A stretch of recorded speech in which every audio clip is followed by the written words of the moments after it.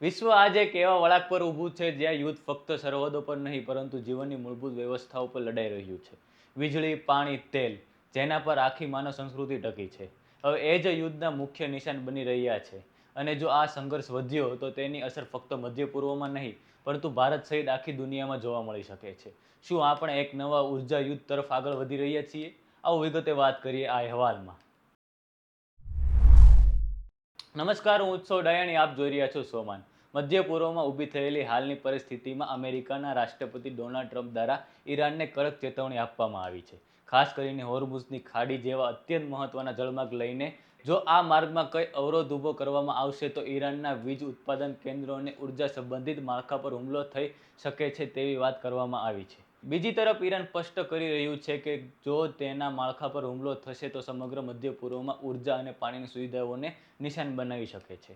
હવે અહીં સમજવાની સૌથી મહત્વની વાત એ છે કે વીજળી ઉત્પાદન કેન્દ્રો માત્ર વીજળી પૂરી પાડતા સ્થળો નથી, પરંતુ કોઈ પણ દેશની અર્થવ્યવસ્થાની કરોડરજ્જુ છે. ઉદ્યોગ, હોસ્પિટલ, ઇન્ટરનેટ, બેન્કિંગ, લગભગ દરેક સેવા વીજળી પર આધારિત છે.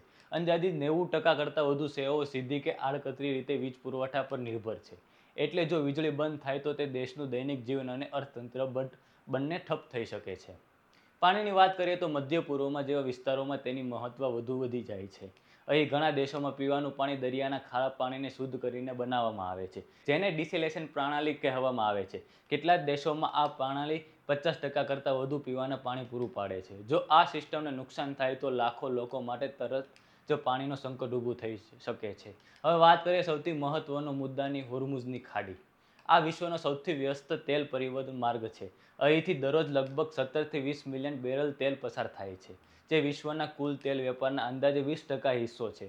એટલે જો અહીં આ અવરોધ ઊભો થાય તો વૈશ્વિક સ્તરે પેટ્રોલ અને ડીઝલના ભાવમાં ભારે વધારો થઈ શકે છે અને તેની સીધી અસર ભારત જેવા દેશો પર પડશે. મોંઘવારી વધશે, પરિવહન ખર્ચ વધશે અને અર્થતંત્ર પર દબાવ વધશે. આ સમગ્ર પરિસ્થિતિમાં સૌથી ખતરનાક બાબત એ છે કે યુદ્ધનું સ્વરૂપ બદલાઈ ગયું છે. હવે લડાઈ ફક્ત સૈનિકો વચ્ચે નહીં પરંતુ મૂળભૂત સુવિધાઓ પર થઈ રહી છે. વીજળીના મથકો, તેલ પુરવઠા અને પાણીની વ્યવસ્થાઓ છે, જે સામાન્ય લોકો માટે જીવનરેખા છે. હવે એ જ મુખ્ય નિશાન બની રહે છે. એટલે કે આ સંઘર્ષમાં સામાન્ય નાગરિકો પણ સીધા અસરગ્રસ્ત બની શકે છે. હવે સૌથી મોટો સવાલ એ છે કે શું આ ફક્ત ધમકી સુધી જ સીમિત રહેશે કે પછી આ વાસ્તવમાં એક મોટો ઉર્જા યુદ્ધમાં બદલાશે? કારણ કે બંને પક્ષોની ભાષા જોવામાં આવે તો કોઈ પણ પક્ષ હાલ પાછળ હટવા તૈયાર દેખાતો નથી. અને આવી પરિસ્થિતિમાં એક નાનો નિર્ણય પણ વૈશ્વિક સંકટ ઊભું કરી શકે છે. એક વાત ચોક્કસ છે, આ સંઘર્ષ ફક્ત ઈરાન અને અમેરિકા વચ્ચે નથી, પરંતુ તે વૈશ્વિક ઉર્જા સુરક્ષા, અર્થતંત્ર અને ભૌગોલિક રાજકીય સ્થિતિ સાથે સીધું જોડાયેલું છે. અને આ જ કારણ છે કે આખી દુનિયા આ પરિસ્થિતિ પર નજર રાખી રહી છે.